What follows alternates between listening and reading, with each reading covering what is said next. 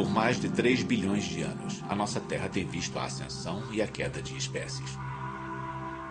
Ocupantes temporários de um mundo em mudança. Os vencedores desenvolvem traços novos e os perdedores tornam-se extintos.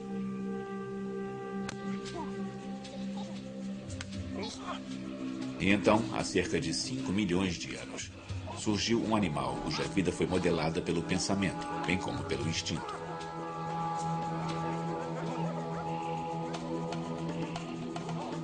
E a mente dessa criatura se expandiu, evoluiu para um novo ser radical, um ser humano. Mas como eles tornaram-se nós? Somente conhecendo-os, podemos conhecer verdadeiramente a nós mesmos e responder à pergunta mais importante de todas. Humanos. Quem somos nós? O nascimento da mente humana. Distribuição sinapse. Primeiro ato. Preparando o palco. Nós achamos que sabemos quem somos. Homo sapiens, a espécie mais inteligente e versátil da Terra. Muita coisa em nós é diferente dos outros animais. Nossa música, nosso movimento, nossas habilidades, nossas vozes e palavras. Somos espertos o bastante para viver em qualquer lugar do planeta Terra e até para sonhar com viagens a outros mundos.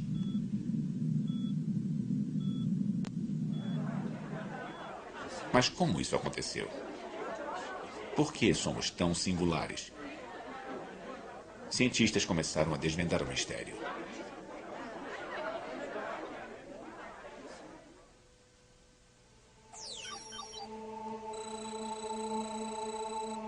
É uma história que começa na África, há mais de 3 milhões de anos.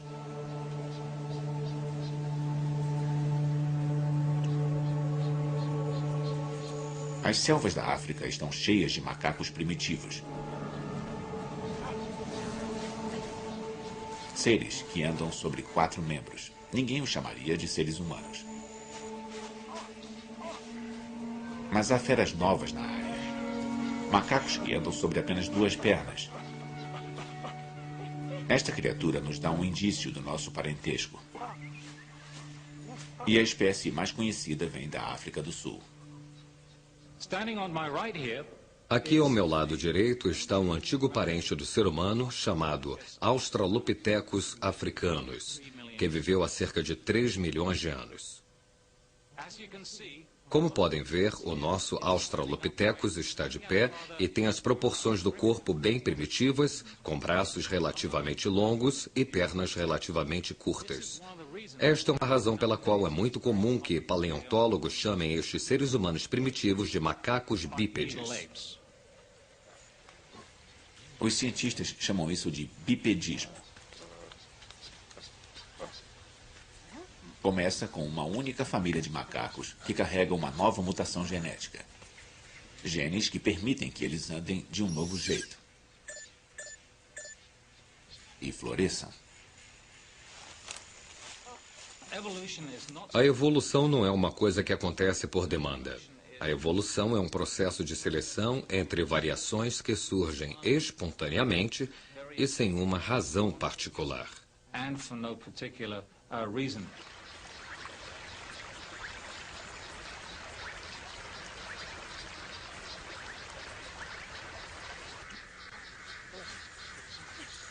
O andar em pé começa por acaso.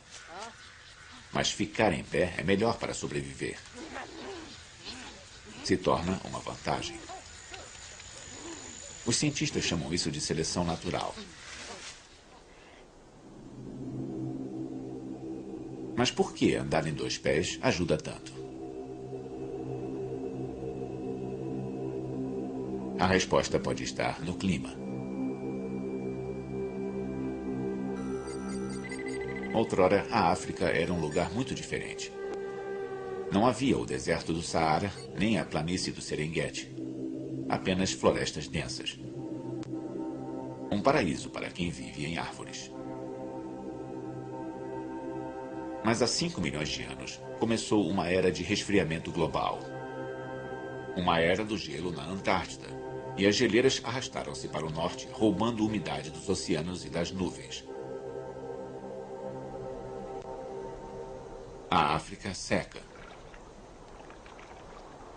Aquelas selvas impenetráveis viram florestas, bosques e planícies. Mas esse desastre não impede os homens macacos. Longe disso.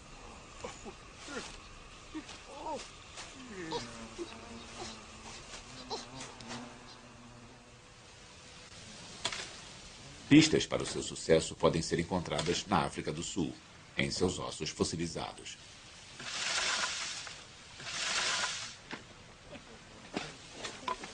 Lee Berger é um paleoantropólogo, um especialista dos macacos que viraram os primeiros ancestrais dos seres humanos.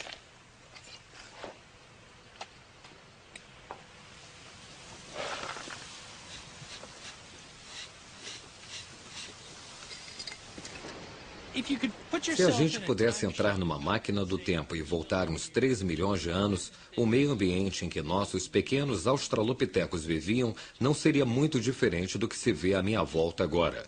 Floresta partida, uma floresta mais densa, umas árvores muito grandes, mais arbustos muito densos e muita água no leito do rio. Nossos homens macacos passariam os dias se deslocando nesse meio ambiente, colhendo frutas das árvores, retirando coisas comestíveis do solo. Essa é a história da evolução humana. Adaptabilidade em muitos lugares diferentes.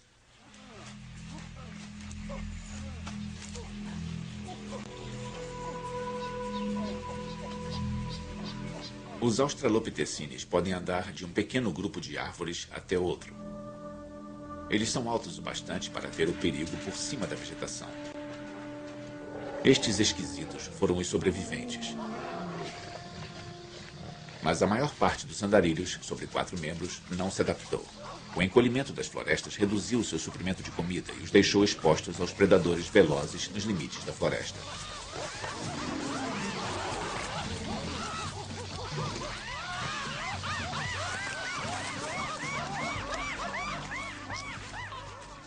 Muitos foram extintos.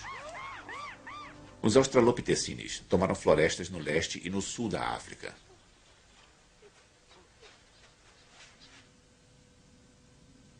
Foi um golpe de sorte na loteria da evolução. E em 2,5 milhões de anos, há 4 espécies diferentes desses macacos em pé, se balançando e desfilando pela África.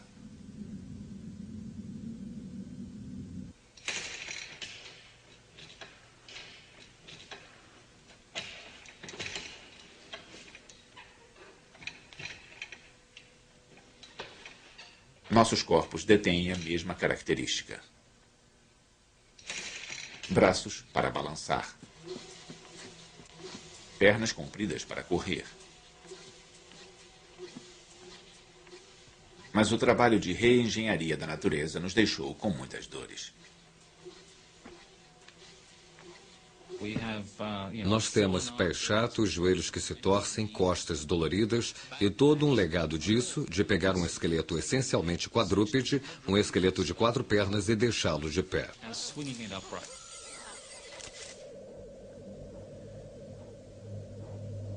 Sentimos dores, logo existimos. Mas um novo jeito de andar levou a um novo jeito de pensar.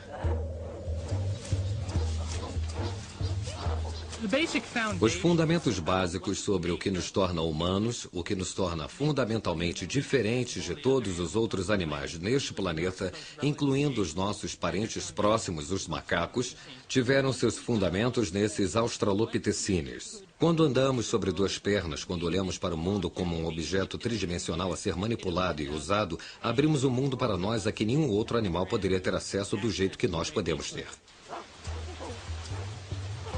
Ficando em pé em cima do capim, os homens macacos encontraram um mundo totalmente diferente de seu lar florestal. Mas eles perceberam isso? Seus cérebros não ficaram maiores. São do mesmo tamanho que o de um chimpanzé. Eles têm apenas 1/3 do tamanho do nosso. Mas às vezes, Tamanho não é tudo.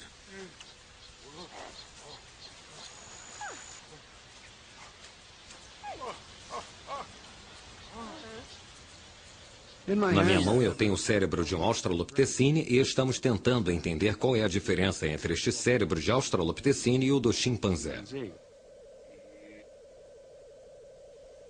Esta área é uma pista-chave.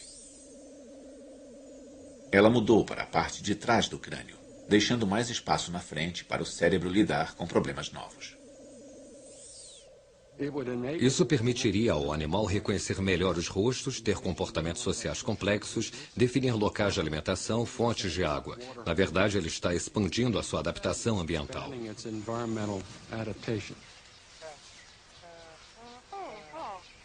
As regras são claras e cruéis.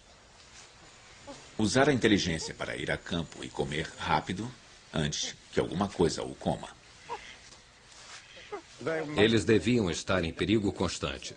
Então, uma das coisas que eu acho que deve ter sido importante foi reconhecer os sinais da natureza, aprender o que querem dizer os rastros no solo, manchas de sangue, vegetação partida, etc, etc.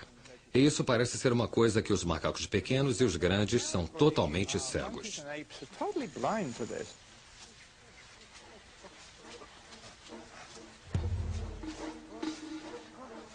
Foi assim que nós começamos.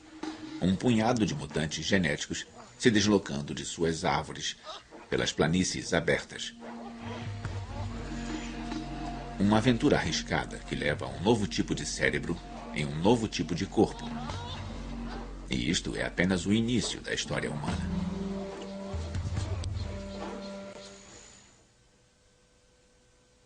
Segundo ato, os primeiros inventores. Os australopithecines florescem na África há 2,5 milhões de anos. Um traço vencedor, nada ruim.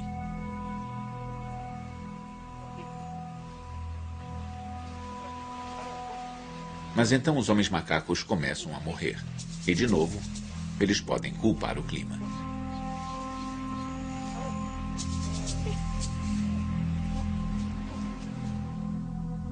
A crise é causada pelo resfriamento global. O Polo Norte congela pela primeira vez. Um novo ciclo de eras do gelo está começando.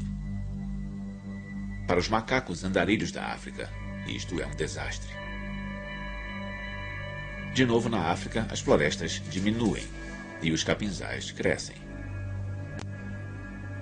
Para os australopithecines, atravessar os longos campos significa passar pelo corredor polonês de predadores famintos.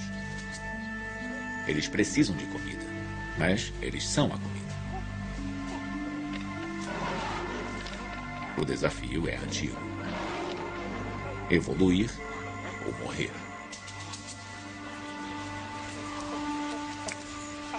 Felizmente aparece uma nova mutação entre os homens macacos. E surgem criaturas com dentes e presas imensas. Elas comem castanhas e raízes duras. Este vegetariano durão, chamado robustus, é estudado pelo paleoantropólogo Rick Potts. O que temos aqui com o Robustus australopithecine é o que eu gosto de chamar de a máquina de mastigar na história de nossa família. Esta é uma espécie muito bem sucedida que tinha jeito para se adaptar às mudanças climáticas da época, a secagem da savana africana. Era uma criatura adaptada à savana, um especialista em habitat, mas muito bem sucedido nos meio ambientes daquela época.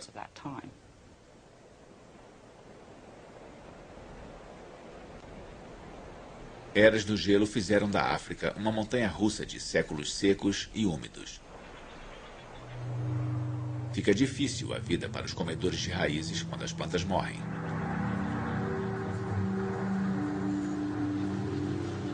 E após 1 milhão de anos, os robustos descobrem que se especializaram na comida errada. Eles morrem. Um beco sem saída evolutivo. Mas, por sorte, há mais de um jeito de evoluir para um homem macaco melhor. Quando os meio-ambientes mudam, há duas estratégias que podem ser usadas para a evolução dos animais. Uma é virar um especialista, se adaptar a uma faixa estreita e específica de habitats e condições, como a maioria das espécies hoje.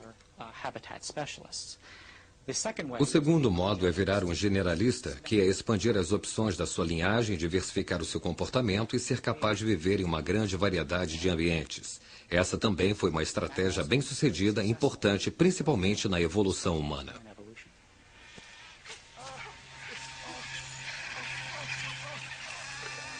Ao mesmo tempo, uma outra espécie de Australopithecines está surgindo. Os generalistas, capazes de adicionar carne às suas refeições, seja fresca ou podre. Esta nova dieta transforma a África em um buffet aberto, chova ou faça sol. Comer carne muda tudo. Os carnívoros não precisam de quilômetros de intestinos para digerir plantas difíceis. Suas tripas encolheram e sua caixa torácica se apertou. É o nascimento da moderna linha da cintura. Este povo macaco está evoluindo para algo totalmente novo.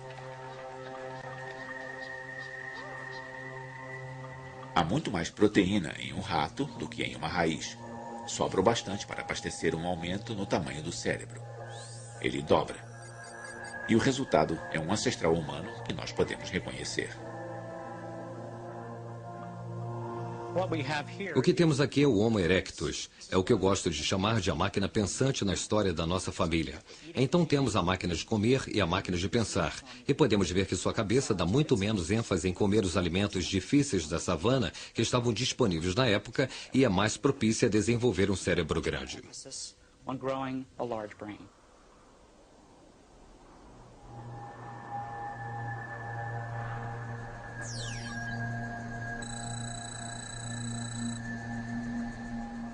O humano que surge há 1.800.000 anos é obra da arte evolutiva.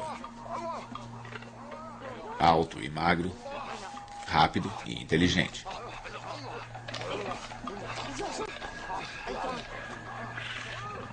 Um carnívoro que apoia-se em ferramentas para devorar suas refeições e em suas pernas quando os predadores tentam devorá-lo, fugindo mais rápido do que qualquer ancestral macaco.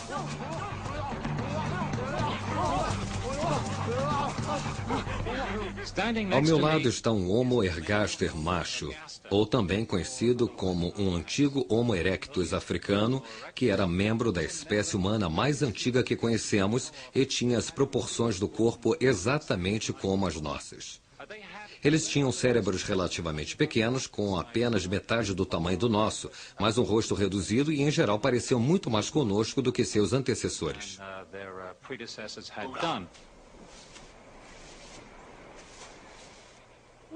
O Homo erectus é o primeiro a passar de 1,80 m de altura, o primeiro ser humano realmente à vontade nas vastidões. Caçador e saprófago, cuja dieta rica em proteína vai direto para a cabeça. Seu novo cérebro é o maior já visto entre os primatas.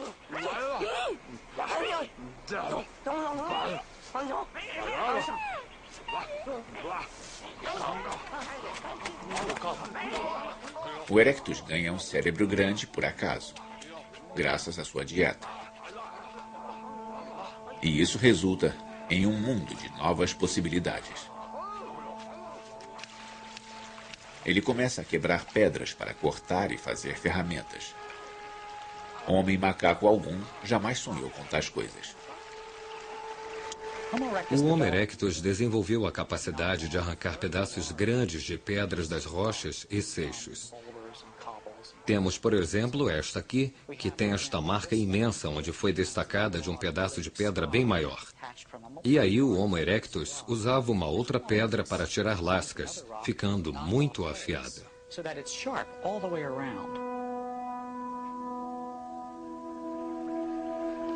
Este é o nascimento do homem tecnológico. Um ser que faz e usa ferramentas para estender seu alcance sobre o mundo. Com estas ferramentas de pedra, os primeiros humanos como Homo erectus tinham a capacidade de fazer tudo o que os outros animais podiam fazer com os dentes.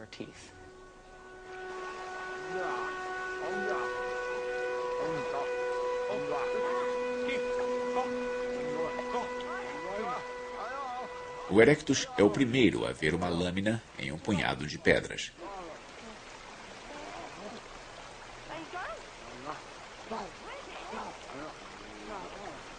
Para fazer essas ferramentas, o Erectus teve que entender como as rochas se quebram. Habilidades que se apoiam em um tipo especializado de inteligência humana totalmente novo, de acordo com o antropólogo Stephen Maiden.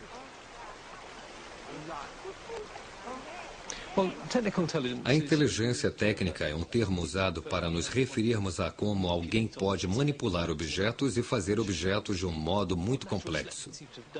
O que a seleção natural parece ter feito foi botar em nossas mentes um conhecimento intuitivo sobre física, cultura material, fabricação de artefatos. Então, de modo simples, quando alguém cresce nessas sociedades, pode aprender rapidamente a usar essas ferramentas. É como aprender línguas hoje. As crianças adquirem isso, elas não fazem esforço algum.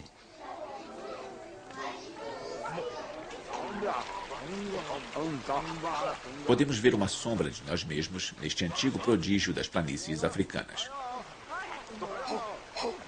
Por exemplo, seus machados de mão parecem ter sido feitos por destros.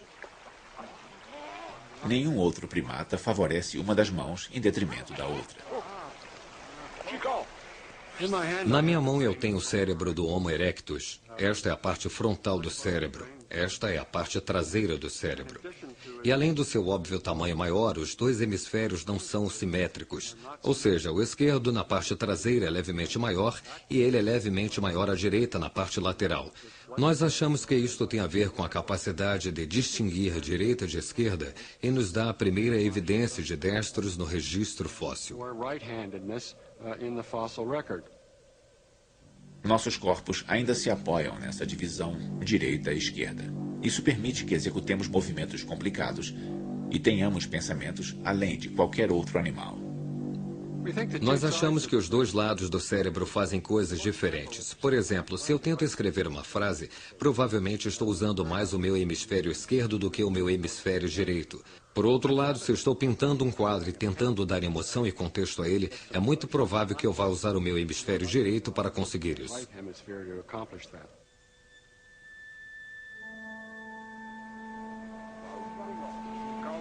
Um novo cérebro em um novo corpo. As primeiras partes da mente moderna estão surgindo.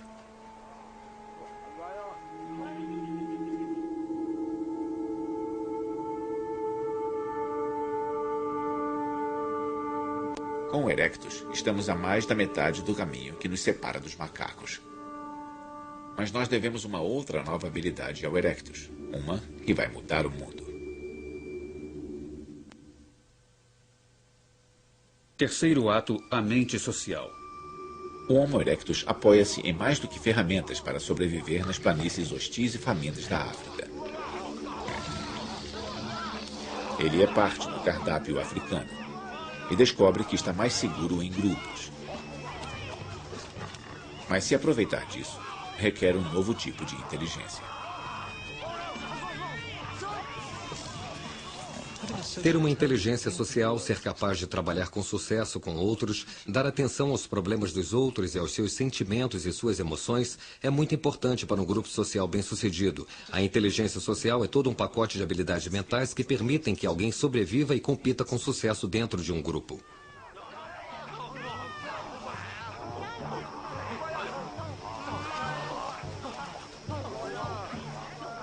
O Erectus vive em grupos de 2 a 100 pessoas, muito maiores do que qualquer sociedade de macacos. Para continuarem juntos, eles precisam se comunicar. Mas quanto de sua linguagem ele herda dos macacos?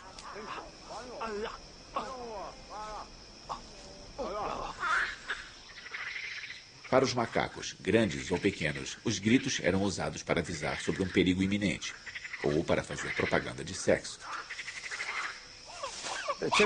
Um chimpanzé pode indicar por algum grito que está com fome ou que está irritado com um de seus colegas, ou pode emitir um som indicativo de que há comida por perto e que os outros devem vir e compartilhar.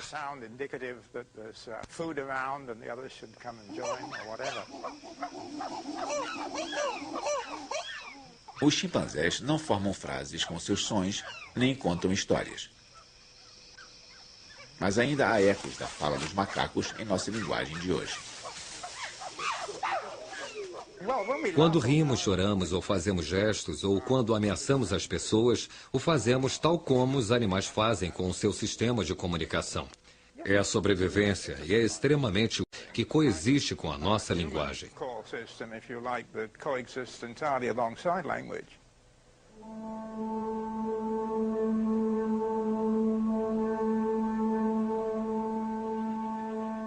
Enquanto grupos de Homo erectus vêm e vão, perambulando e se agrupando, eles evoluem para além da comunicação emocional, até a primeira linguagem humana primitiva.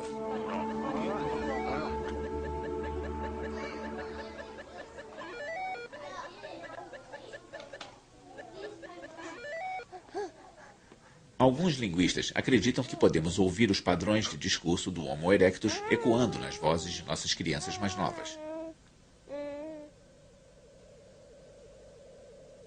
Como a maioria dos mamíferos, o erectus e os filhos do ser humano moderno nascem com laringes altas. Isto restringe o alcance dos sons que eles produzem, causando o que chamamos de falar como criança. As crianças modernas crescem sem isso.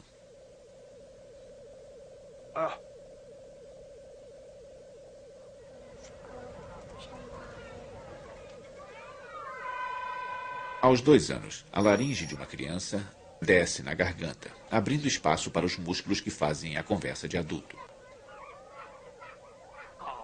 Mas para o erectus, o falar como criança pode ter durado uma vida. Mas sobre o que eles falavam? Quando vemos como usamos a linguagem hoje, a maior parte é fofoca. Falamos sobre relacionamentos sociais. Eu acho que há um bom argumento de que o nosso amor pela fofoca hoje é uma ressaca evolutiva e nos diz para o que a linguagem evoluiu originalmente. Esse elo com a conversa fiada é intrigante, mas o linguista Derek Bickerton acha que o Homo erectus tinha assuntos mais urgentes em mente. Eu sei que é uma escola de pensamento que alegava que a linguagem se desenvolveu para que os homens pudessem saber o que suas esposas estavam fazendo quando eles estavam fora caçando. Aí eles voltavam e suas mães diziam: "Ah, bem, enquanto você estava fora, sua esposa estava dormindo, etc, etc." É preciso muitas palavras para dizer isso. Não se pode dizer isso no nível básico.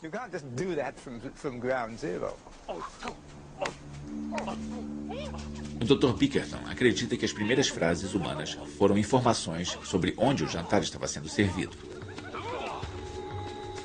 Seria possível para um desses grupos de caça conseguir comida, trazê-la para os outros e contar como foi. É muito mais econômico se for resumido a uma palavra. Vocês podem vir com suas pedras e gravetos e afugentar as hienas. E pronto, comida para uma semana.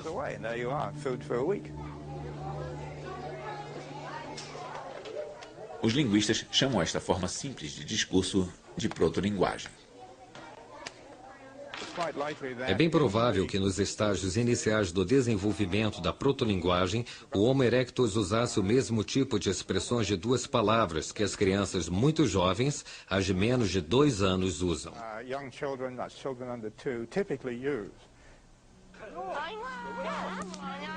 Ferramentas de pedra e a linguagem simples dão ao erectus uma vantagem evolutiva.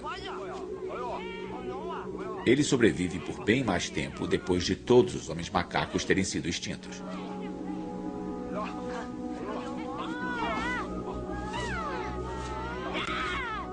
E há 1 milhão de anos, o erectus enfrenta a sua própria crise climática. Uma grande série de eras glaciais, durando 90 mil anos de uma só vez, secou a África, criando as grandes savanas que conhecemos hoje. Mas há também décadas de clima de vapor úmido alternadas com a seca e o frio.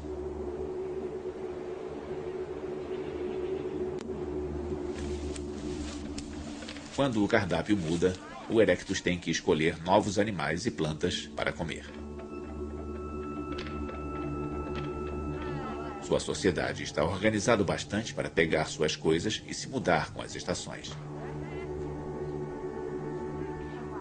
Eles são os primeiros nômades, seguindo grandes migrações de caças, se aventurando em território desconhecido.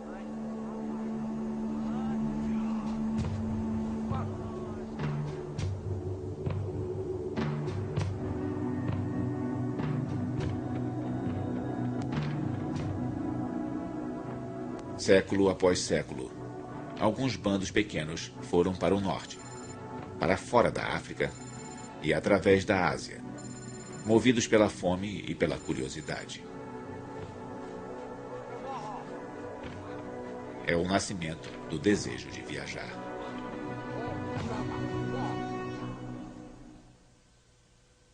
Quarto ato, o nascimento da primeira mente humana.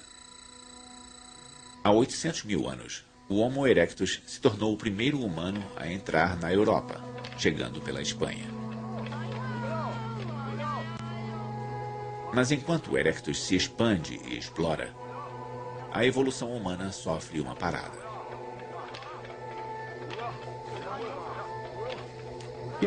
Durou muito tempo a presunção de que a evolução é um tipo de processo linear e que se os nossos ancestrais remotos tinham cérebros menores e nós temos cérebros maiores, então nas épocas intermediárias deve ter havido um processo lento de aquisição de aumento de inteligência.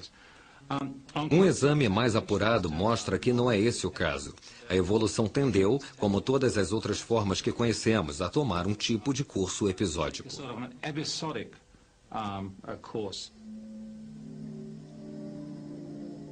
Com um cérebro da metade do tamanho do nosso, o erectus é capaz de falar e de perambular. Mas ele faz as mesmas ferramentas pelo incrível período de 1 milhão de anos. Hoje, a tecnologia muda a cada dia. Mas para o erectus, a inovação é literalmente impensável. Uma parte da mente humana moderna não está lá. Mas isso vai mudar na Europa durante a Era do Gelo. O erectus encontra um mundo muito diferente de seu lar africano. Ele enfrenta a extinção na neve.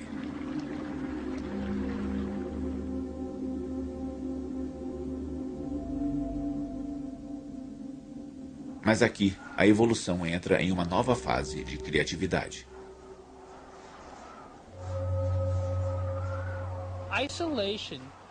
O isolamento pode ser uma vantagem seletiva, permitindo que certos aspectos se sobressaiam em uma população e que essa população se expanda quando acabar o isolamento. Há muito espaço na Europa para ficar isolado e para aparecerem novas raças de humanos. O tamanho do cérebro começa a crescer. Primeiro, há cerca de 500 mil anos,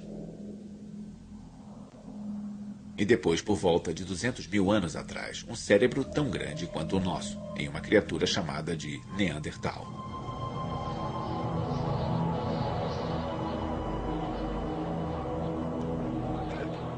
Hoje, frequentemente pensamos no Neandertal como um homem das cavernas rosnante e de andar pesado. Mas ele foi o rei da Europa na Era do Gelo, capaz de inovar e sobreviver no frio.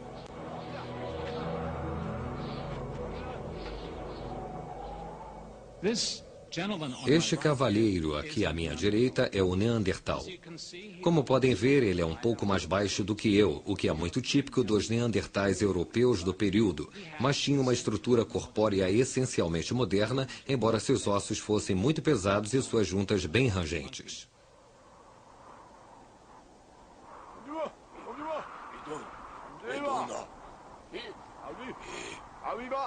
Os neandertais são baixos e têm bom isolamento térmico, feitos para sobreviver no frio.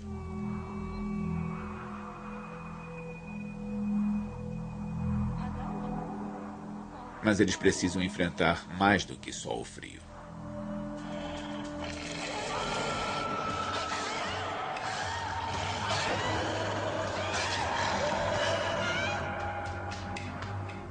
Há evidências de que os neandertais caçavam suas presas, em muitos casos, em espaços confinados.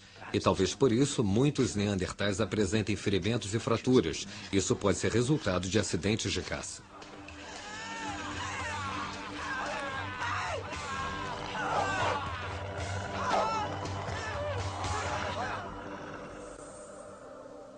Mas como eles pensavam?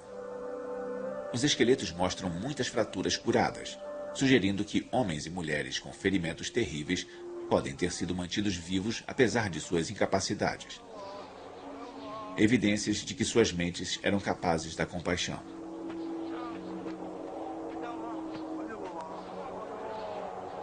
Outra pista do comportamento neandertal vem do formato de seus cérebros.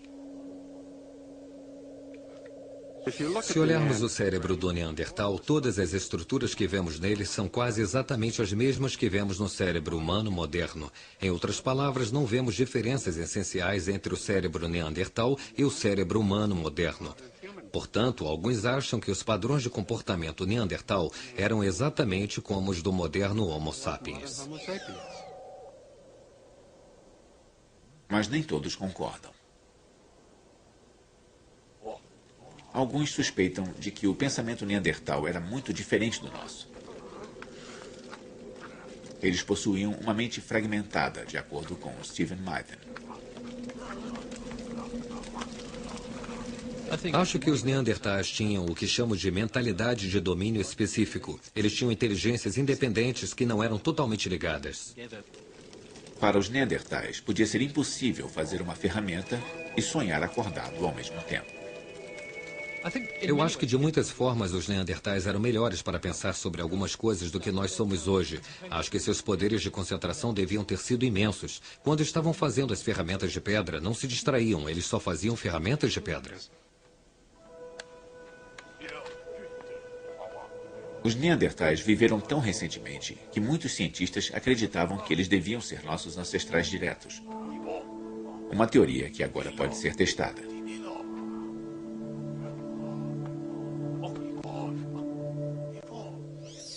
O DNA de humanos modernos e ossos de neandertais são comparados para identificar diferenças genéticas.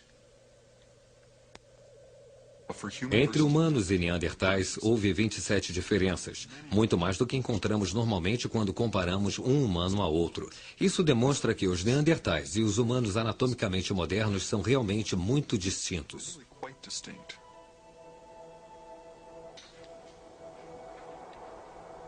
A velha teoria estava errada.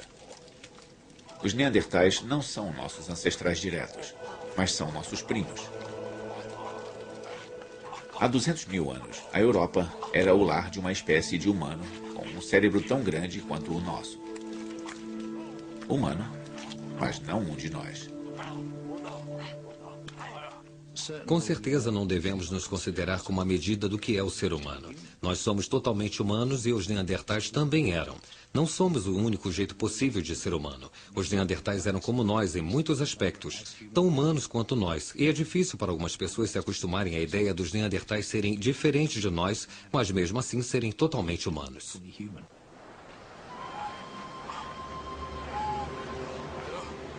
Então, de onde veio a nossa espécie e por que nós evoluímos? Este é o próximo e maior enigma na história humana.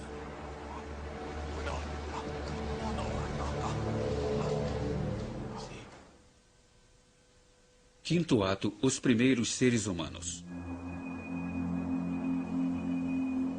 Não é fácil achar os ossos do primeiro Homo sapiens.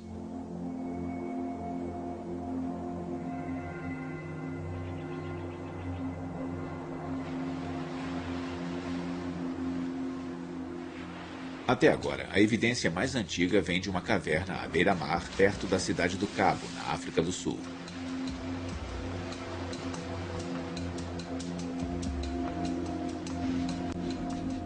Os ossos têm 120 mil anos de idade. Hilary Deacon passou 15 anos estudando este sítio.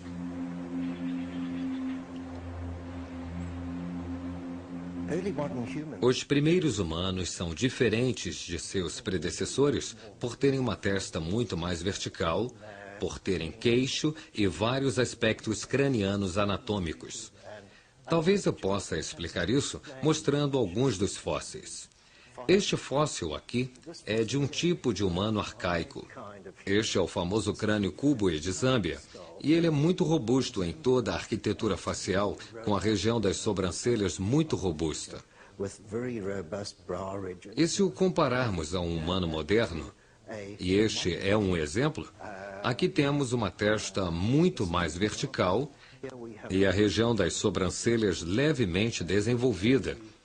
E este é um crânio muito mais esguio e muito mais gracioso.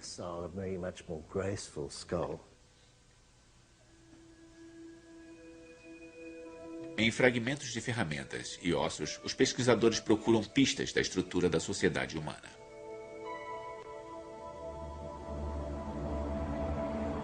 Esses humanos modernos usam ferramentas similares às inventadas pelos neandertais na distante Europa.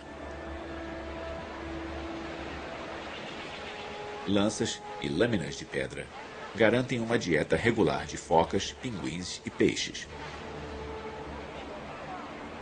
Mas os cientistas duvidam que esses sejam os primeiros humanos.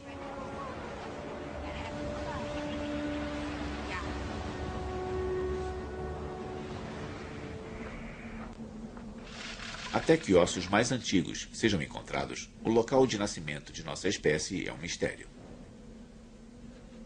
Duas ideias surgiram. A primeira é chamada de teoria saído da África. Se for verdadeira, todos nós começamos aqui, em algum lugar das vastas planícies da África.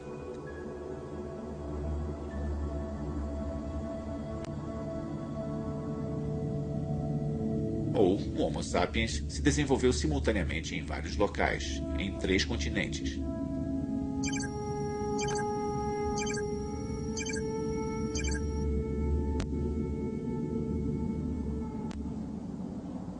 Por essa teoria, alguns neandertais na Europa evoluíram para formas modernas. Na Ásia, o Homo erectus também fez a transição para um cérebro maior.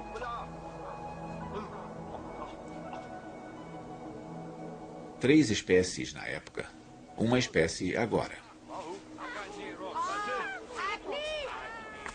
Se esta teoria multirregional for verdadeira, estes grupos separados teriam se deslocado, se encontrado, se acasalado e trocado genes até que todos os humanos da Espanha até Java virassem uma raça comum.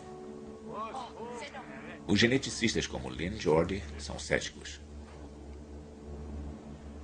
Um dos problemas reais da hipótese multirracial é que ela requer um número imenso de seres humanos na África, na Ásia e na Europa para permitir que o gene flua. Uma população muito pequena de humanos, 10.000 ou menos, não é o bastante para cobrir o globo em uma quantidade suficiente para permitir que o gene flua ao nível que seria necessário.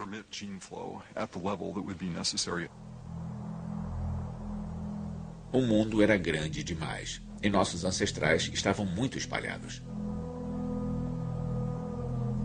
Mas novas evidências genéticas podem ser capazes de resolver o enigma de nossas origens e de explicar como um minúsculo grupo de ancestrais poderia ter sido a semente dos humanos que conhecemos hoje. Analisando o DNA de gente do mundo inteiro, os geneticistas podem calibrar um tipo de relógio evolutivo. Eles procuram mutações, mudanças aleatórias inofensivas em nosso DNA, que se acumulam com o tempo. Quanto mais antiga é uma raça, mais mutações ela deve conter. Os resultados são surpreendentes. Todos de fora da África têm um perfil genético muito similar, apesar das diferenças superficiais.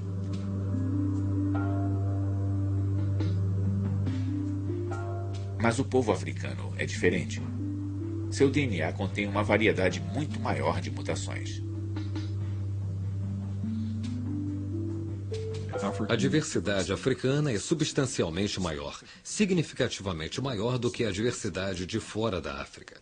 Isso é o que se esperaria em uma população mais antiga, a população original dos anatomicamente modernos seres humanos. Esta pode ser uma evidência de que os seres humanos modernos se originaram naquela população africana mais antiga. Saber que todos viemos da África nos aproxima mais de descobrir os nossos Adão e Eva evolutivos. Mas deduzir onde a humanidade começou não explica como a humanidade começou. Para achar essa resposta, temos que voltar à África há 150 mil anos. Há uma espécie humana primitiva aqui, descendente do Homo erectus. Estes seres são nossos ancestrais diretos. Eles evoluíram porque encontraram sérios problemas.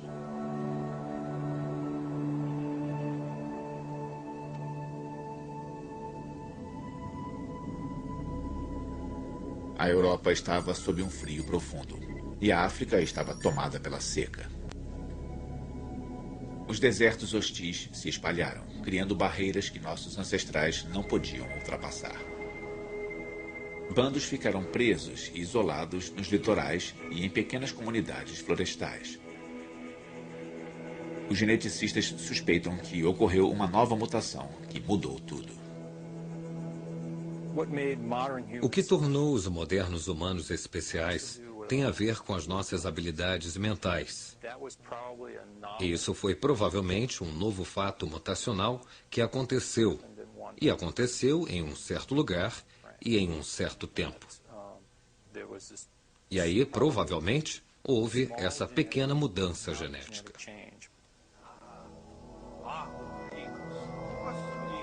Uma mudança acidental em uns poucos genes pode mudar radicalmente o modo como as pessoas vivem e pensam.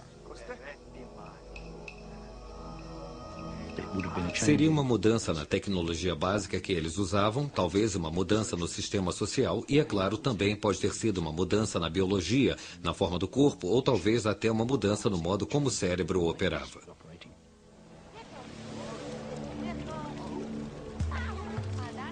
Alguma coisa nova apareceu na Terra.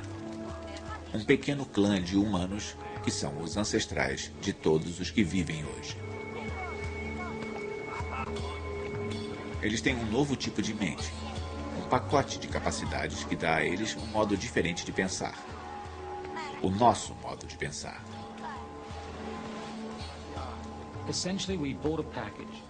Essencialmente, nós compramos um pacote. Exatamente o que era esse pacote nós não sabemos ao certo, mas ele tem muitas dimensões que ainda estamos descobrindo. Hoje você pode falar em computadores, sinfonias e foguetes à lua, esse tipo de coisa. Amanhã pode haver outras coisas de que você poderá igualmente falar que ainda não inventamos. O que nós temos é uma capacidade e ainda estamos explorando os limites dessa capacidade.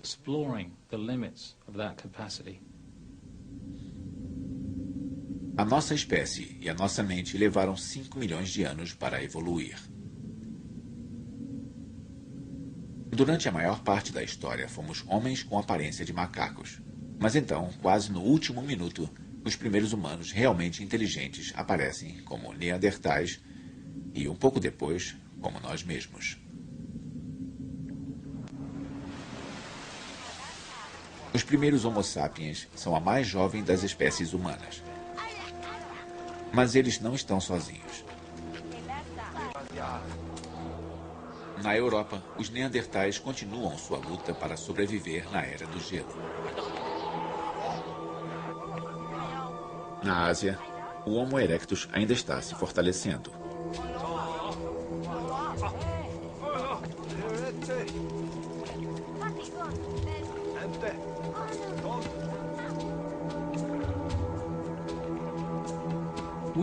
Nós tendemos a pensar que por estarmos sozinhos no mundo, o nosso jeito é o jeito normal de se fazer as coisas.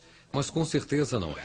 Se olharmos para trás, para os registros fósseis, descobrimos que há várias espécies dividindo o meio ambiente e, com certeza, dividindo o mundo umas com as outras. Não só uma espécie humana, mas várias. Logo, elas vão se unir em um confronto que vai decidir o destino da nossa espécie e transformar o mundo.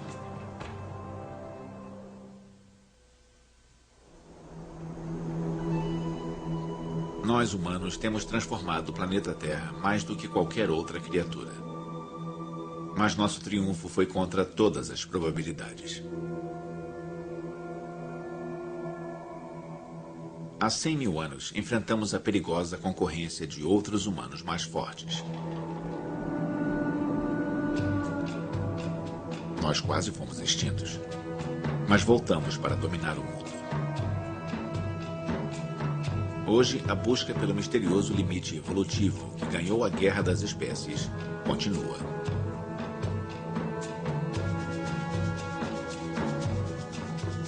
Nós desenvolvemos um novo tipo de mente?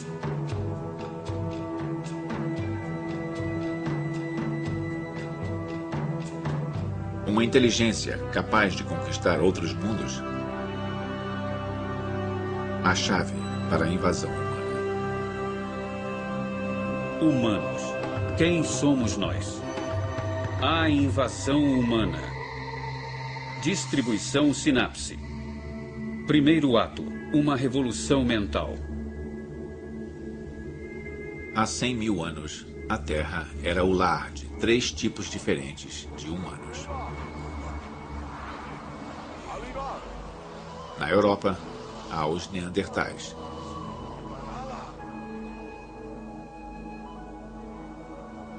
Na África, o Homo sapiens.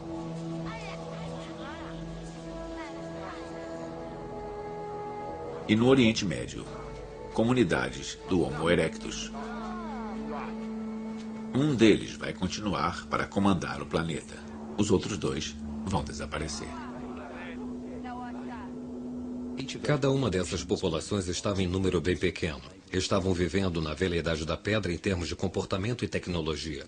Então acho que nenhum deles parecia um candidato promissor para a dominação do mundo, incluindo os humanos modernos. 3 espécies, um mundo. A questão é quão diferente é o Homo sapiens dos outros. Eles só nos deixaram um punhado de pistas de suas vidas diárias.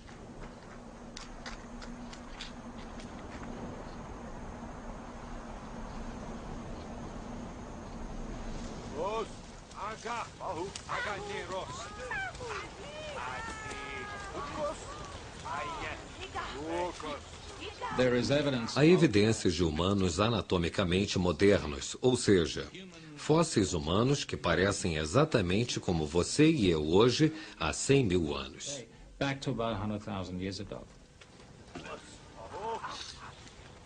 Como nós, eles têm cérebros grandes e ossos fracos.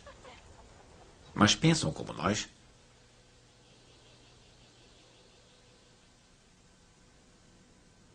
Na África do Sul, ferramentas feitas pelos primeiros Homo sapiens não mostram muita inovação.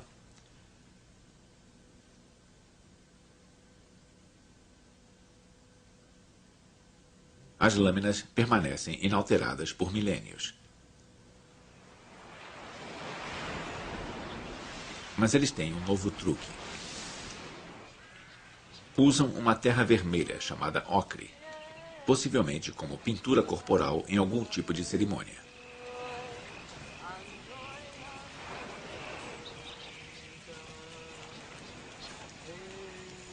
O Dr. Hilary Deacon vem estudando os artefatos daqui há 15 anos.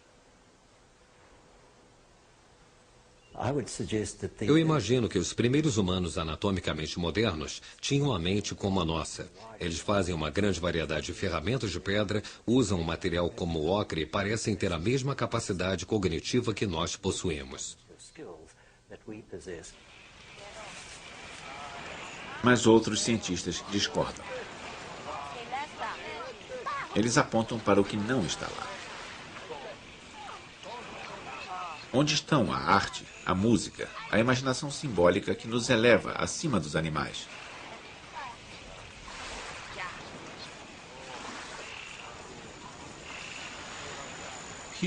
Os humanos com cérebros que pareciam idênticos ao nosso já existiam há muito tempo antes das pessoas começarem a se comportar de uma maneira simbólica moderna. Mas uma coisa em que os antigos Homo sapiens pensam é viajar. Eles se espalham pelo norte da África, chegando ao Oriente Médio. Eles realizam os primeiros sepultamentos. Parece que estão começando a pensar na vida e no pós-vida. Mas há cerca de 100 mil anos, eles quase foram eliminados.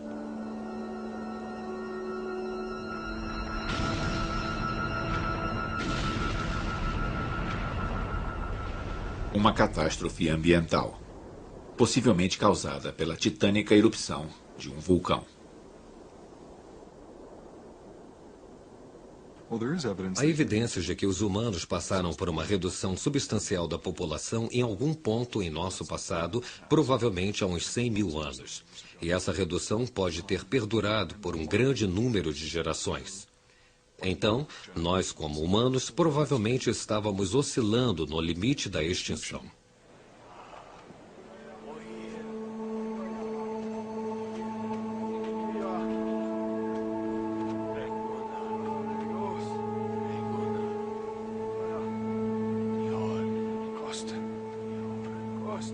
Apenas 10 mil sobrevivem ao apocalipse.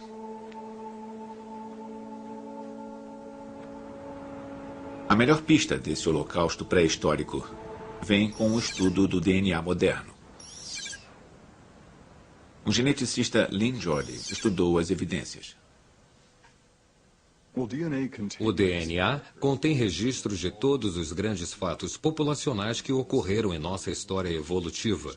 Quando há uma migração de uma população para uma outra área e há a mistura de DNAs, isso deixa uma impressão no nosso DNA. Quando há uma queda populacional, isso também deixa uma impressão. É uma história surpreendente. Nós, humanos, podemos parecer diferentes uns dos outros, mas geneticamente somos quase exatamente iguais. Isso é bem diferente da maioria dos animais. Veja os chimpanzés. Para nós, todos os chimpanzés parecem iguais. Mas no nível genético, eles são muito mais diversos do que os humanos. A razão? Eles são uma espécie muito mais antiga. Quase 3 milhões de anos. Tempo suficiente para várias mudanças genéticas acontecerem.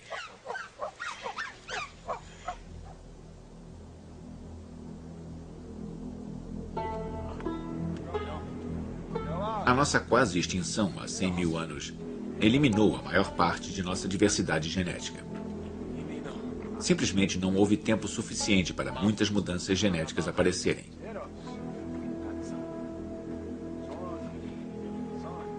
E logo, eles têm outro problema.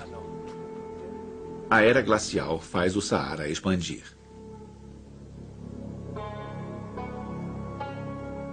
Eles têm que ir embora, procurando pastos mais verdes.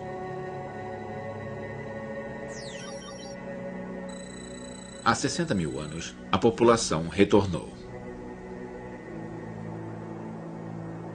É o seu segundo êxodo da África. O Homo sapiens viaja até a Austrália. A invasão humana agora está a caminho. Alguns grupos viajaram muito até a Europa Oriental. E aqui, há 40 mil anos, acontece algo maravilhoso. Nós temos ferramentas para esculpir ossos, temos ferramentas para perfurar peles, temos agulhas para costurar peles, temos arpões, temos lanças, então temos uma fantástica explosão tecnológica. A primeira grande revolução tecnológica. Há mais mudanças nos próximos 5 mil anos do que no último milhão. Novas ferramentas significam caças melhores, tribos maiores e uma expansão mais profunda em direção à Europa.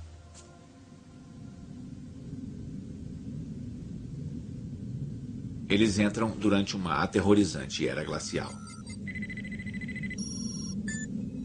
O norte da França é uma tundra subártica. Mas um breve período quente permite que os recém-chegados entrem e se espalhem. É um ecossistema totalmente diferente da savana africana. E os imigrantes logo descobrem que estão em um território ocupado.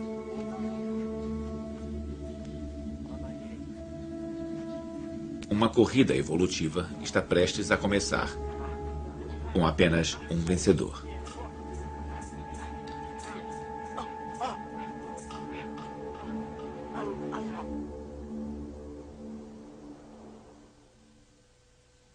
Segundo ato, começa a invasão da França. Europa Oriental, há 40 mil anos. O primeiro encontro com os Neandertais. Armados com lanças e outras ferramentas novas, os Homo sapiens encontram os locais.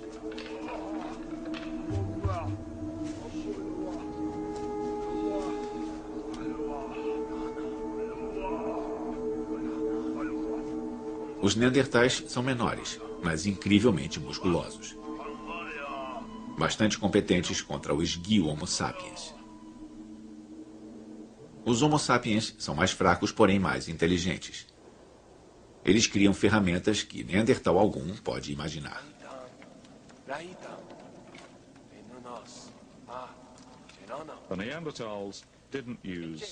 Os Neandertais não usavam ossos, galhadas, marfim, nada, a não ser, ocasionalmente, um tipo de bigorna para trabalhar as pedras.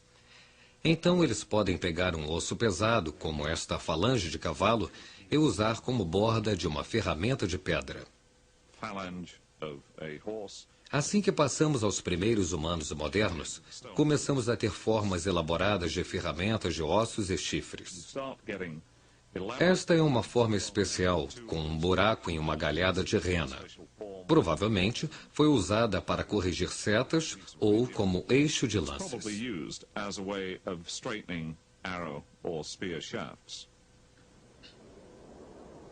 Essas sofisticadas ferramentas novas foram encontradas em cavernas por toda a Europa.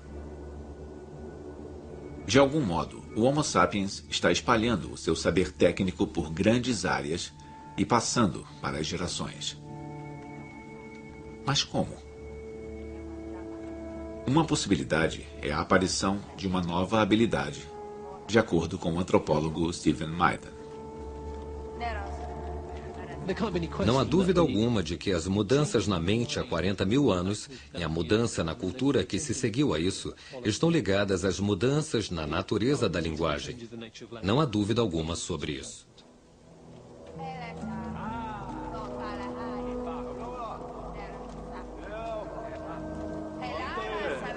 Se o Homo sapiens pode trocar ideias, isto é um enorme passo à frente.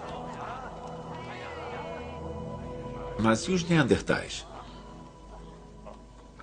Eu acho que é muito provável que os Neandertais tenham um padrão de linguagem muito mais simples do que os humanos modernos. E eu acho que esse pode ser o fator crítico que diferenciou o comportamento neandertal dos humanos modernos. Os Neandertais podem estar restritos a simples gritos e grunhidos. Como a maioria dos mamíferos, sua laringe fica no alto da garganta. Mas o Homo sapiens tem uma laringe mais baixa, dando mais espaço para os músculos bucais que podem formatar uma maior amplitude de sons.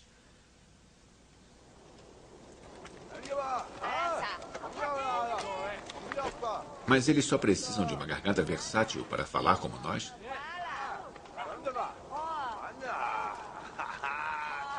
Discutir o mais novo desenho das ferramentas exige um novo modo de unir as palavras. Nós ainda vemos esta mudança incrível em cada criança pequena. Elas começam falando com frases simples. Substantivo, verbo.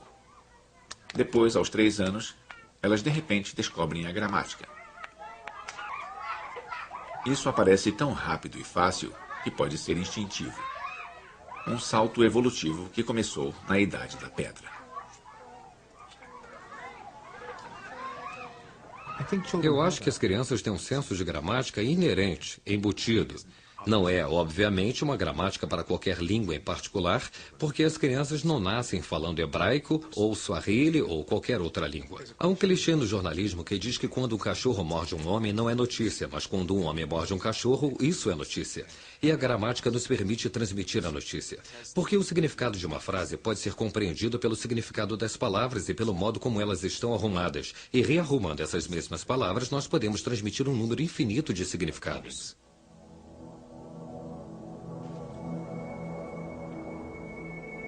O Homo sapiens tem a gramática e a sintaxe. Uma margem importante, de acordo com o linguista Derek Bickerton.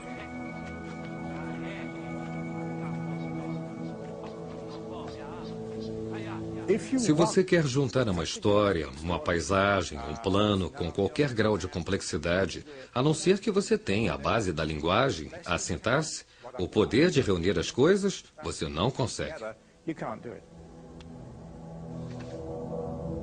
Armado com a linguagem, o Homo sapiens parte para a Europa Ocidental, se aprofundando na terra neandertal.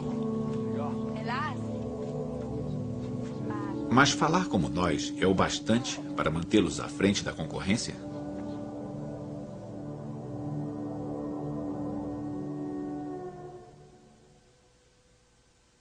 Terceiro ato, o nascimento da mente simbólica.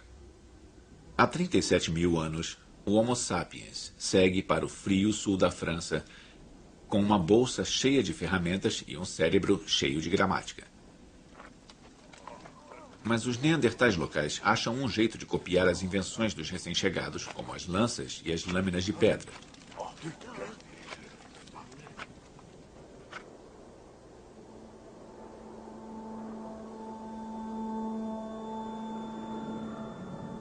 Mas enquanto os neandertais tentam se equiparar, o Homo dá outro salto. Arte.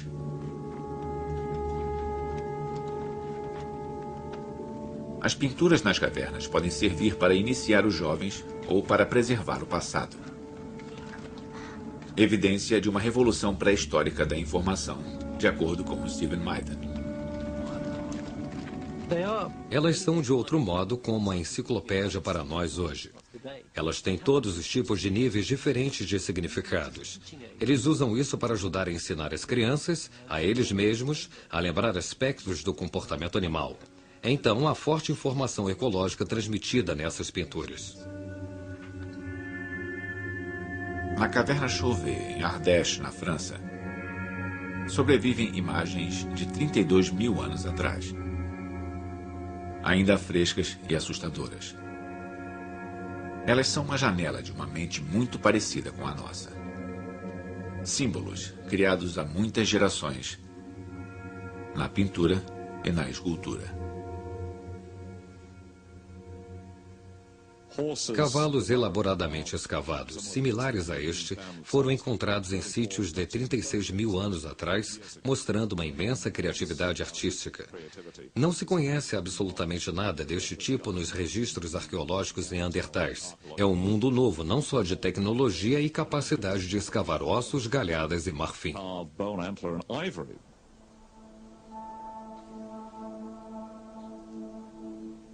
Esta obra de arte é tão refinada que alguns cientistas acreditam que ela denota o estágio final na evolução física do cérebro humano. Um marco onde o homem antigo se torna o homem moderno. Há cerca de 40 mil anos, eu acho que houve uma grande mudança na natureza da mente dos humanos modernos. Chegou o fim da época das mentes dominadas por inteligências separadas por terem uma história social e natural, uma técnica, uma inteligência linguística.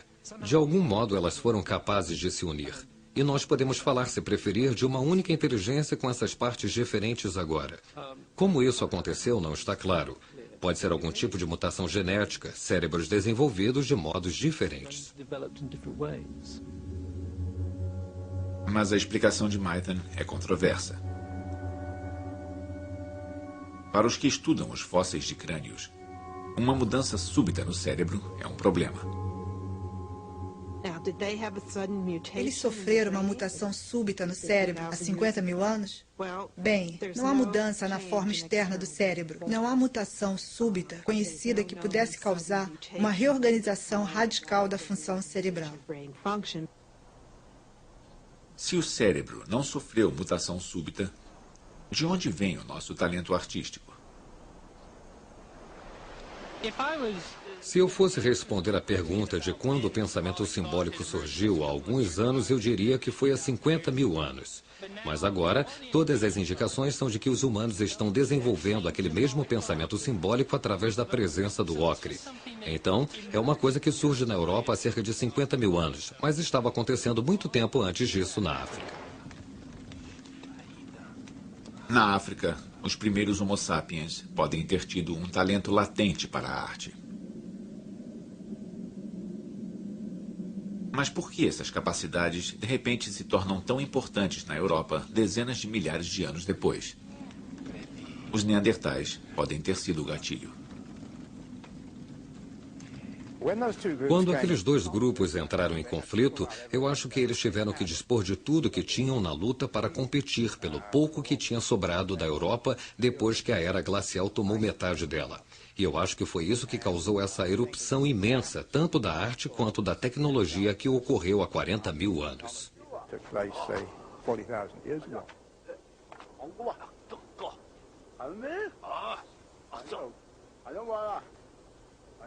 Os neandertais podiam entender as ferramentas, mas a arte os isolou no frio.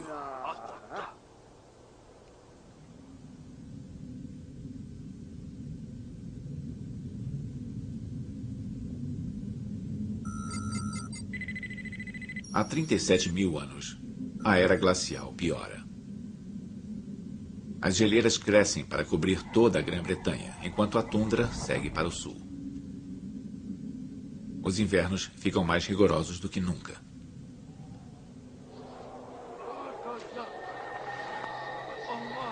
O inverno é o inimigo tanto dos neandertais quanto dos Homo sapiens. O isolamento pode significar morrer de fome e até extinção.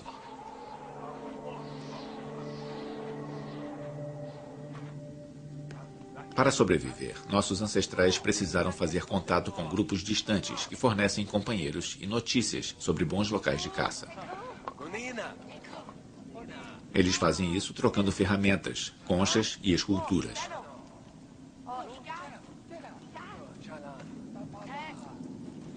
Objetos inúteis que criaram relacionamentos úteis.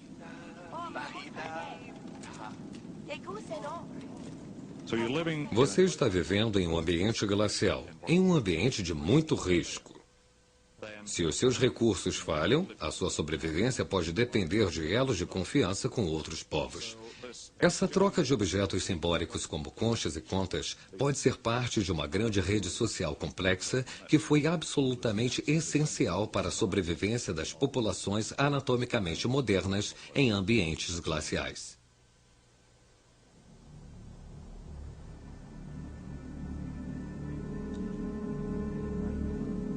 O Homo sapiens usa suas ferramentas e símbolos para se expandir gradualmente para a Europa Oriental, pegando as melhores cavernas e vales.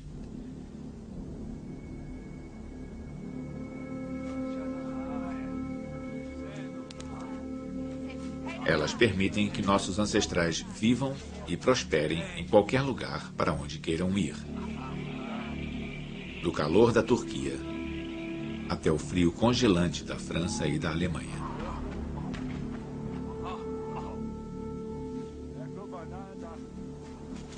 Os Homo sapiens são nômades, procurando novos locais de caça a cada estação.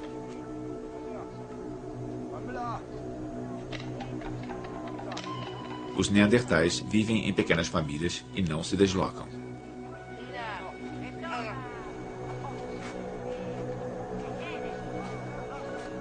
Esses especialistas da Era do Gelo são sobrepujados por seus primos mais inteligentes.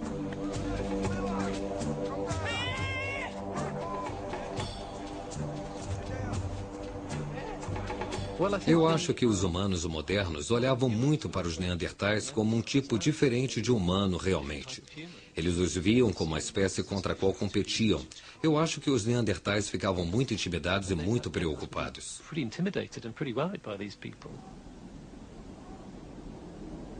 Há 28 mil anos, eles são superados em quantidade pelos Homo sapiens. Uns poucos clãs se mantêm na Espanha, mas estão condenados, levando a um mistério atordoante. Os Homo sapiens mataram os neandertais?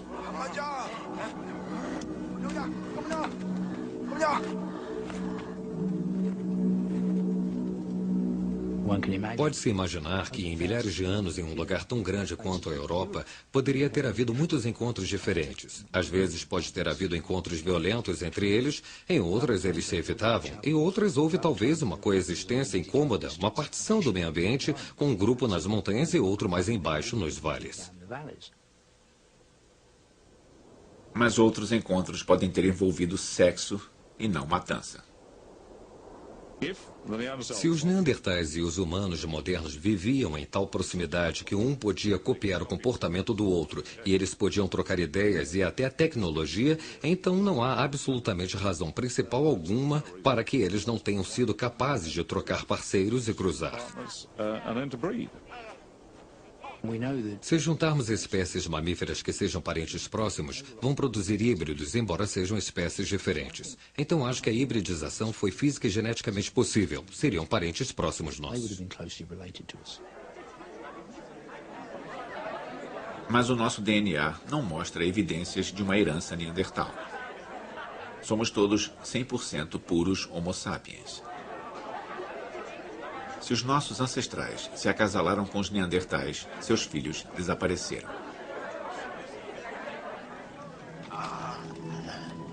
Eles evoluíram para sobreviver em uma era do gelo, não na era do homem moderno. Então o que vemos com a extinção dos neandertais e a persistência dos seres humanos modernos é, de certo modo, uma competição, um concurso entre a abordagem especialista e a generalista. Os generalistas venceram. Há 27 mil anos, os neandertais sumiram.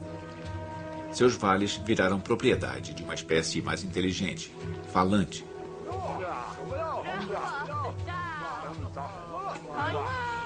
Enquanto isso, na Ásia, os Homo erectus estão com problemas. Depois de 2 milhões de anos, eles também são extintos. Embora ninguém saiba por quê.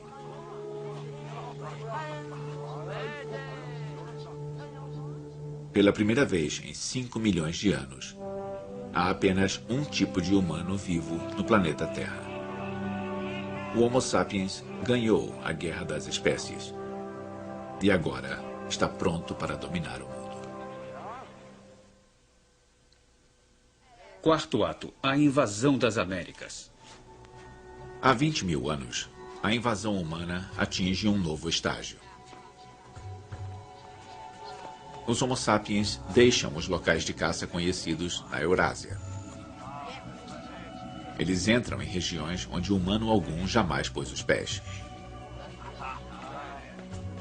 Algumas famílias entram nas florestas congeladas da Sibéria, seguindo manadas de caças, movidas por uma curiosidade insaciável. A era glacial fez o nível dos mares baixar, criando uma oportunidade incrível. Hoje, a água separa a Ásia da América. Mas há 20 mil anos, há uma ponte de terra seca ligando os continentes.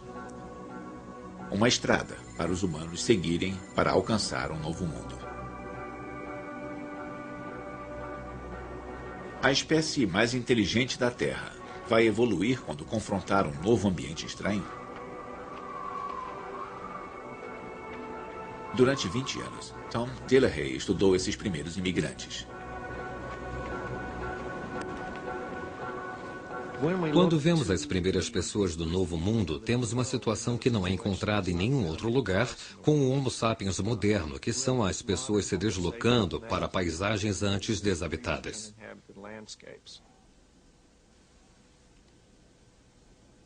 Nunca houve macacos nas Américas para evoluírem lentamente para humanos. Então, cada novo animal, cada nova planta é um alimento em potencial e um assassino em potencial.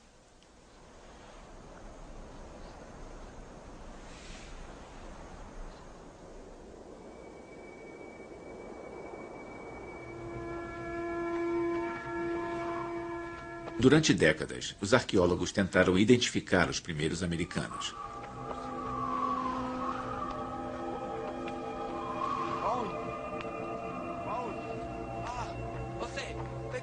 Para o geneticista Peter Underhill, identificar os primeiros americanos.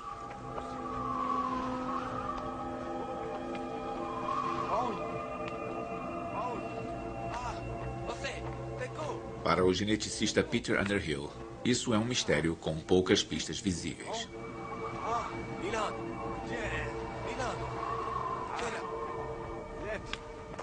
Parte do problema com as Américas é que não há lá muitas evidências fósseis ou arqueológicas para nos contar a história. Os imigrantes viajaram pelo litoral. Agora, o nível do mar subiu e enterrou os seus vestígios.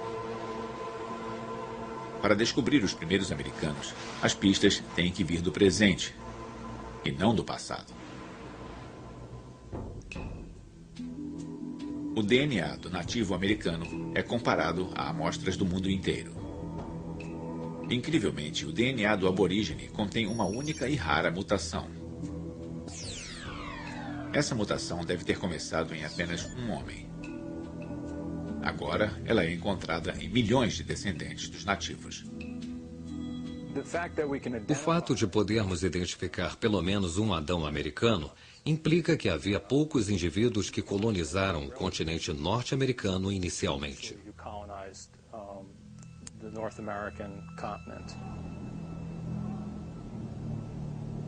É uma descoberta surpreendente. Este novo mundo hostil foi colonizado não por milhares de imigrantes, mas apenas por umas poucas famílias siberianas. De algum modo, elas conseguiram sobreviver e florescer em um mundo perigoso. Quando foram para o Alasca dos dias de hoje, mamutes peludos, tigres dentes de sabre, lobos, ursos, caribus e pequenas caças também estavam presentes.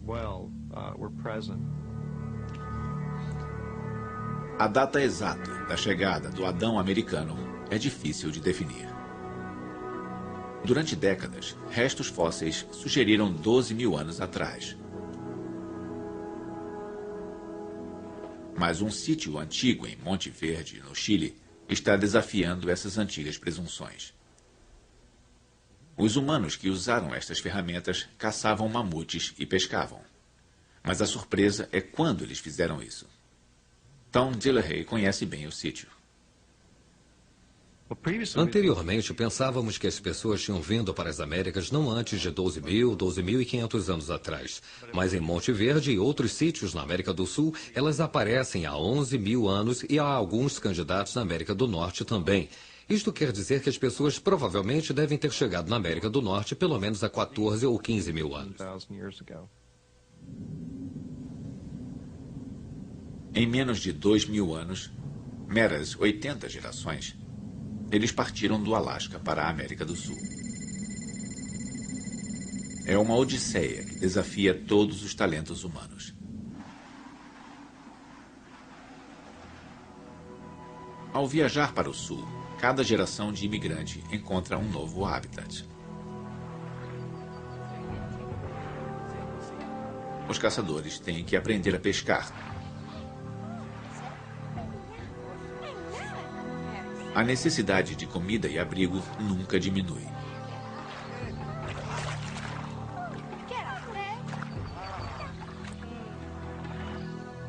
Mas embora as regras de sobrevivência continuem mudando, não há variação no cérebro humano. O Homo sapiens já é inteligente o bastante para lembrar de centenas de espécies de animais e plantas. Steven Pinker acredita que foi para isso que o cérebro humano foi projetado. E ainda é. Acho que se um bando de caçadores e colhedores estivesse nesta sala, iria fazer a pergunta: o que nós humanos modernos fazemos com tanto tecido cerebral? De que adianta ter um cérebro grande se você não usufrui totalmente?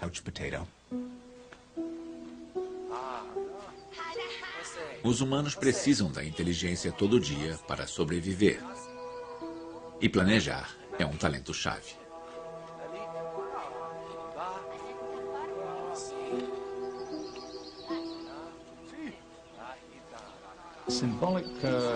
O raciocínio simbólico permite que você faça a pergunta: e se? Ela permite que imaginemos situações que nunca vimos e situações que podem nunca ter existido, mas ainda podemos manipulá-las na mente, e esse é um fator libertador para o seu potencial comportamental.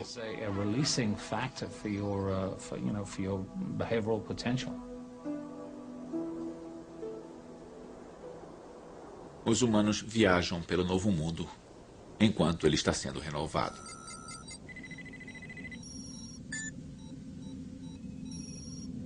Em 2000 anos, as geleiras se retraem, a Era do Gelo termina e a América do Norte renasce. A ponte de terra para a Ásia é levada pela água. Os imigrantes nunca mais podem ir para casa.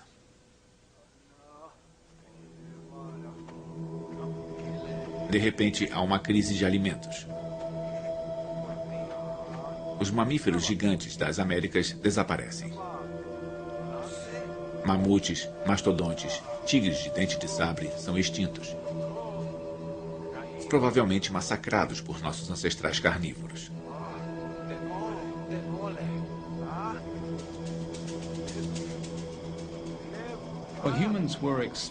Os humanos estavam explorando o meio ambiente. Então, na verdade, durante essas épocas de matanças no fim da última Era do Gelo, tínhamos uma máquina de matar operando sem precedentes.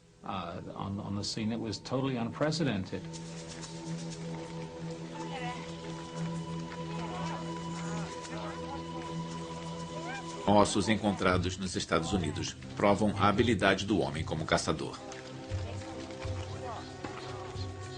Mas o fim da Era do Gelo também pode ter desempenhado um papel.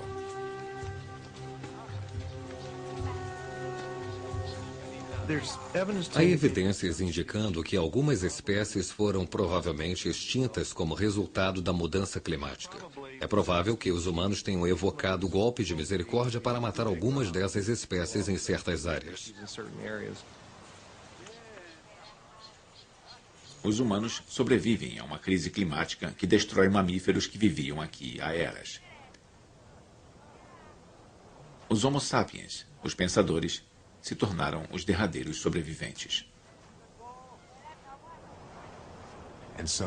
E então nós dominamos a arte do ataque surpresa sobre outras plantas e animais e imaginamos meios de subjugá-los mais rápido do que eles podiam desenvolver defesas. E fazemos isso não esperando o nosso DNA sofrer mutação, mas criando situações na mente, perguntando o que aconteceria se, e aí traduzimos isso em cursos de ação. Os primeiros americanos passaram em um teste incrível. Eles cresceram de poucas famílias até um povo espalhado por 2 continentes. Eles prosperaram, enquanto outras espécies desapareceram.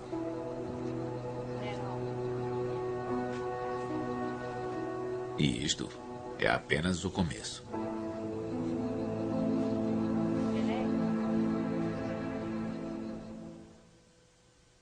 Quinto ato, o futuro da evolução.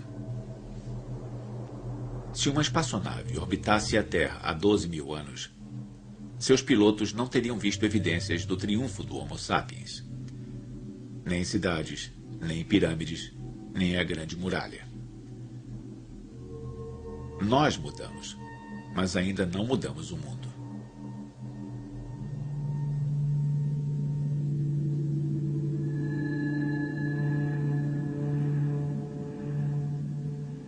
Dezenas de espécies surgiram e depois sumiram,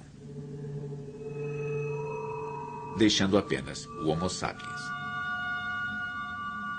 Nós somos o resultado de uma experiência de 5 milhões de anos na evolução do cérebro primata.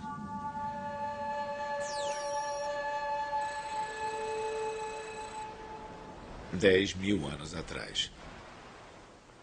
A era do gelo está terminando lentamente e o clima está esquentando de novo. Mesmo assim, ainda há muito poucos humanos. Estimados em 1 milhão, eles se espalham por 5 continentes.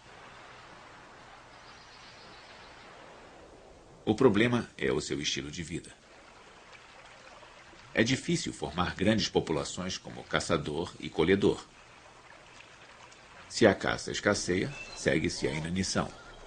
Ainda não há como guardar comida para um ano ruim.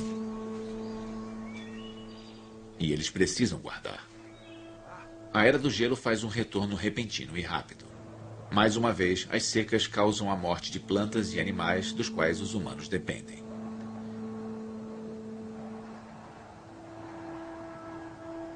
Mas no Oriente Médio, alguns caçadores e colhedores desenvolvem uma solução radical para sobreviver à crise.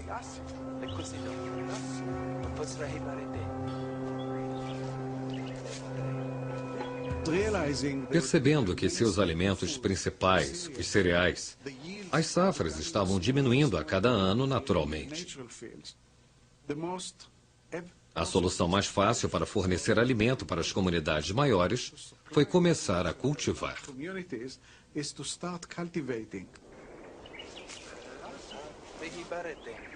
É o nascimento da agricultura.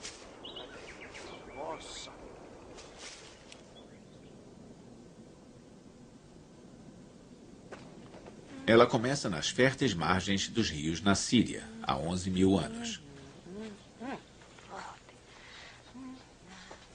Logo, tribos na Ásia e nas Américas fazem a mesma descoberta salvadora.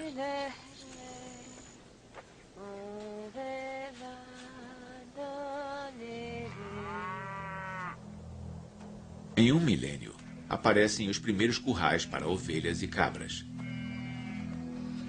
O papel do Homo sapiens está mudando. O cultivo pavimenta o caminho para a civilização.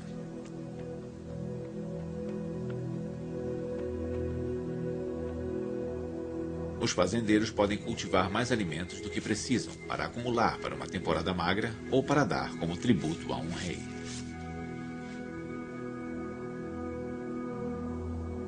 Os primeiros impérios surgem e a sociedade humana começa a causar um impacto visível na Terra. A evolução agrícola foi como uma declaração de independência da natureza e desde então nós interagimos absolutamente de um modo totalmente diferente com a natureza. E a natureza agora não é uma coisa a se explorar e conviver como era antes, mas uma coisa a ser domada, mudada, alterada. E essa visão, essa mudança de visão e mudança no relacionamento dos humanos com o ambiente tem tido consequências extraordinárias.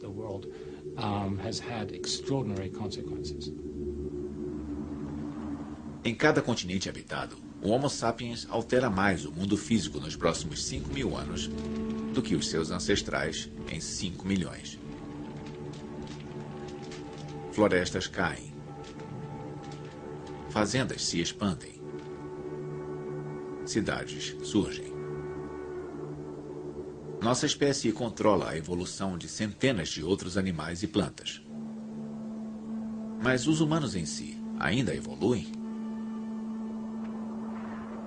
A resposta está no laboratório da América, onde os humanos continuam a migrar para ambientes estranhos.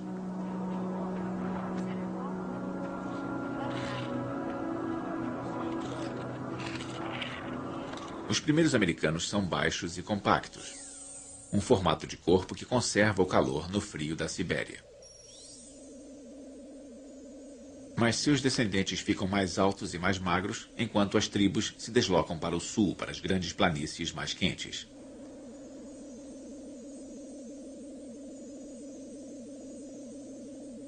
Nas altas montanhas, eles ganham pulmões maiores e um peito em forma de barril para retirar o oxigênio do ar rarefeito.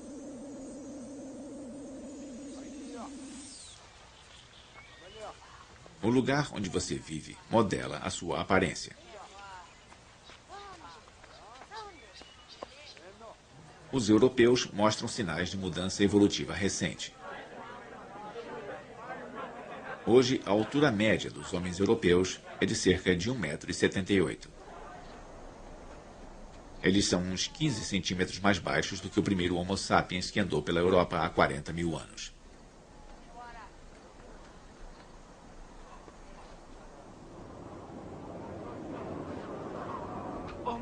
Os corpos europeus ficaram mais compactos para conservar calor, uma adaptação vista pela última vez entre os neandertais.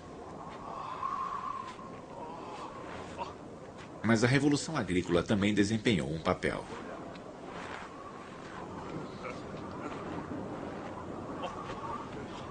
Acho que o que estamos vendo lá é parte dos efeitos da nutrição.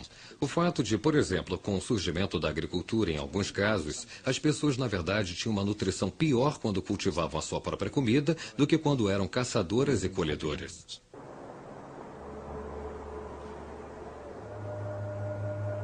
Nos últimos 10 mil anos, nossos corpos se adaptaram a novos ambientes e dietas.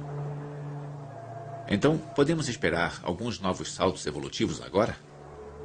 Uma reengenharia de nossos cérebros e corpos em um mundo onde o PC substitui o arado?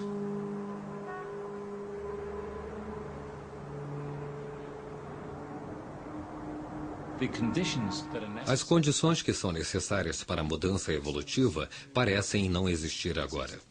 Nós temos uma população imensa, uma população que é cada vez mais móvel. O isolamento de populações pequenas que poderiam incorporar inovações dentro desse contexto maior é realmente inconcebível. Falta algum desastre.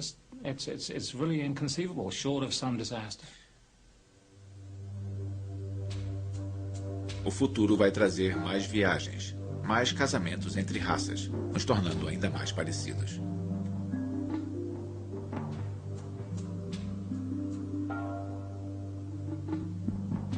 O corpo humano pode ter alcançado a sua forma final. Mas e a nossa mente? Mudanças no cérebro normalmente aparecem em populações isoladas. E isto não é mais possível. Nós carregamos o mesmo cérebro que nossos ancestrais desenvolveram. De muitas formas, nosso modo de vida ainda está preso na Idade da Pedra. De certo modo, nós realmente ainda somos caçadores e colhedores, biologicamente falando, e eu acho que isso marca toda a esfera da atividade humana. Nós caminhamos para o túmulo mais cedo com muito sal, açúcar e gordura, que eram escassos quando evoluímos, mas que produzimos em quantidades imensas hoje. Nossos estômagos e nossas mentes evoluíram em um mundo hostil de fome e medo, onde uma centena de pessoas era uma multidão. Agora, cada um de nós é 1 em 6 bilhões. Nós temos uma dificuldade imensa de pensar sobre o impacto da nossa tecnologia, da nossa sociedade no globo como um todo. Não evoluímos para tentar considerar o que as nossas ações aqui no Reino Unido podem causar nas pessoas na China ou em Bangladesh, porque não é um modo natural de pensar.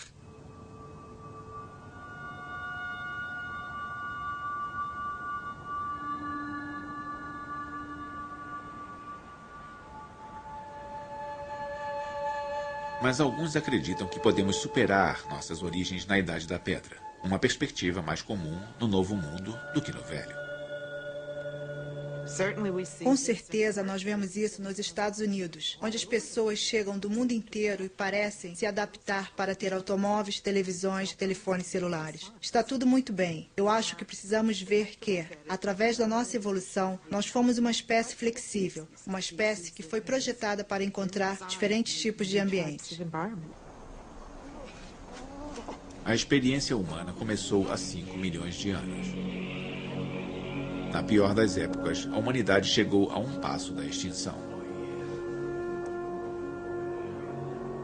Mas cada perigo ajudou a forjar um cérebro mais inteligente, o cérebro que temos hoje. Uma mente antiga com uma flexibilidade incrível.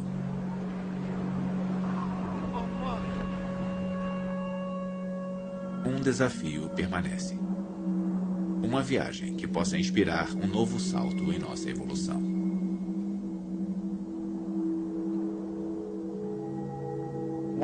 Uma das coisas que vai acontecer quando partirmos para o espaço talvez seja a colonização. Eu acho inevitável e, portanto, o isolamento entre populações. E isso, com certeza, levará a diferenças genéticas. A capacidade de se adaptar a ambientes diferentes será importante nesses postos avançados, nessas colônias.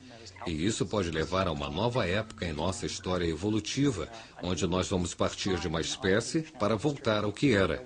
E talvez sejam muitas.